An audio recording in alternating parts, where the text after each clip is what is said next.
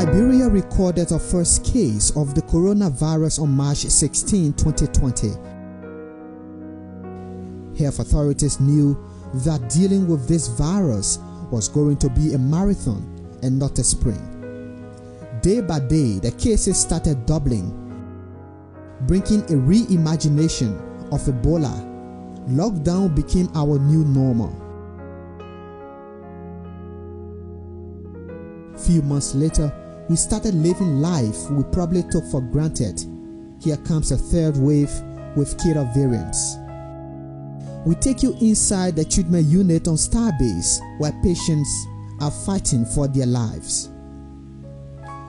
We follow Dr. Richard Doe, head doctor at this treatment unit, as he makes his rounds at the confirmed wards and the intensive care unit.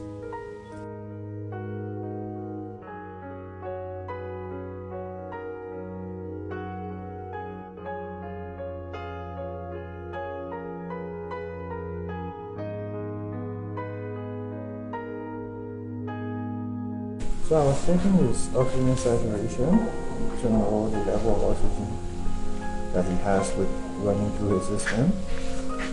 And he came in quite a bad condition.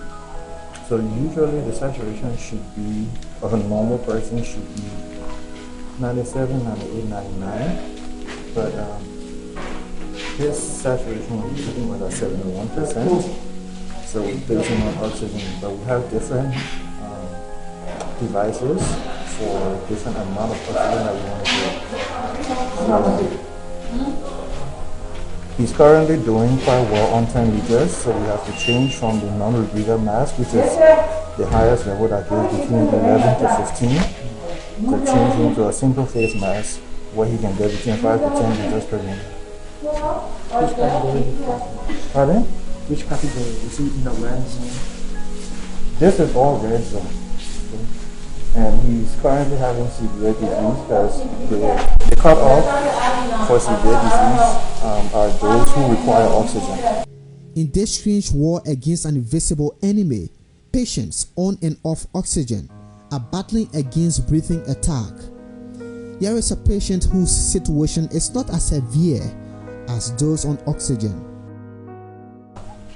I didn't know that I had contracted COVID. I didn't know. It just started off with coughing and sneezing, and then chills and fever and malaria.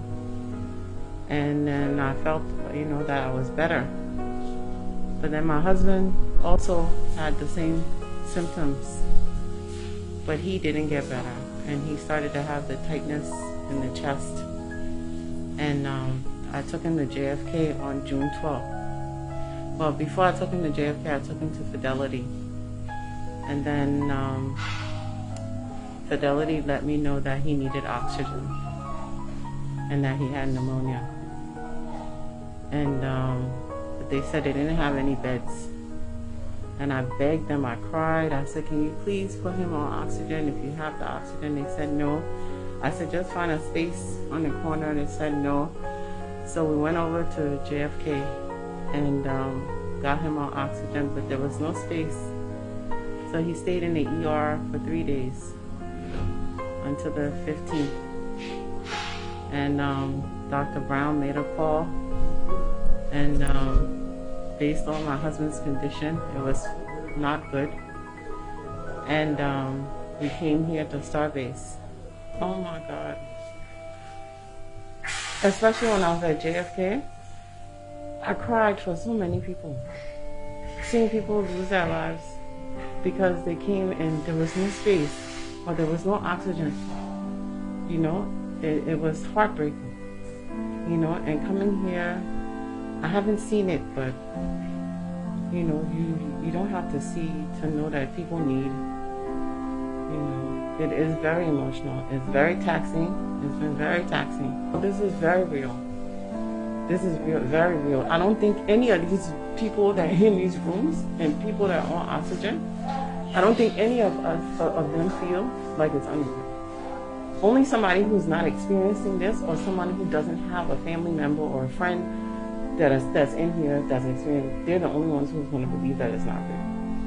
Nurses and doctors in the treatment unit are adding humanity to service, making choices they cannot avoid just to save lives. I feel so comfortable to help them because they are my Liberian brothers and sisters, fathers. Because if I don't help them, who will going to help them? Yes, I'm a mother, I have family who have to take the risks to save other lives. Like, you see, sometimes people can have to help to change the pamper, help them to even sponge bath them. I cried 2 days ago where I lost 2 patients that we catered to over 3 weeks, and they were responding later on their condition changed. So even that very day I got sick. To even come in, it was very hard for me because I feel the pain they went through, and even my own effort, I look at effort. It is God will, nothing you can do about it. We don't just serve medicine, you know. I'm a staunch Christian, so most of the time, despite just giving medications, you see me praying for the patient, because when a patient dies, it actually breaks my heart, because most of the patients, they have their families at home. Some, they have more than household to feed. So when that person dies, it breaks my heart a lot. So usually we go beyond our bound just by giving medication. We also give extra care, counsel.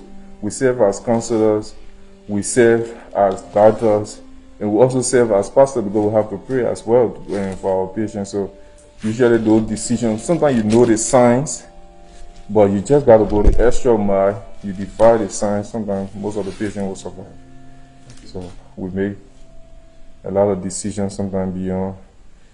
Sometimes you see the patient, you know the patient is going to die, but you have to go the extra mile, go beyond the signs. And sometimes your faith, you just hold on to your faith. You say, maybe if I try, and then the patient can survive. So.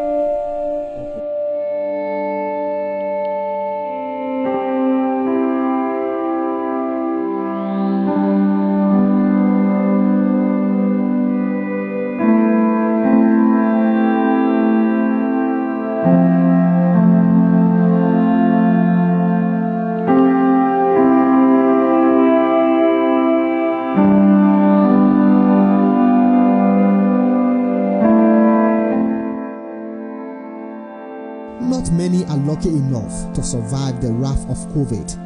The Chief Medical Officer, Dr. Francis Kitty, explains the process of disinfecting the dead and health workers disposing the body. What you've just seen here is that someone has expired, and it's so sad. And like the nurse was just telling you, after doing everything and that person expires, it becomes difficult.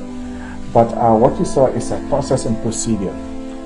Someone who dies from COVID or infectious disease, there is a way to prepare them and take them. And this is why you cannot take anyone that died from an infectious disease to any funeral home and so forth, because even if you want to do environment, there are specific ways that you have to do that. So the processes you've seen here is how they were able to put this person in the bag, and after the bag, they have to go ahead and spray the bag and spray themselves and so forth. What they are using is the high level of chlorine that they are using to basically kill whatever infectious agent that has caused the death and so forth, and also protecting themselves. So they will have to go through the process of basically removing the PPE and so forth. So they couldn't do that without the PPE. They have to wear everything.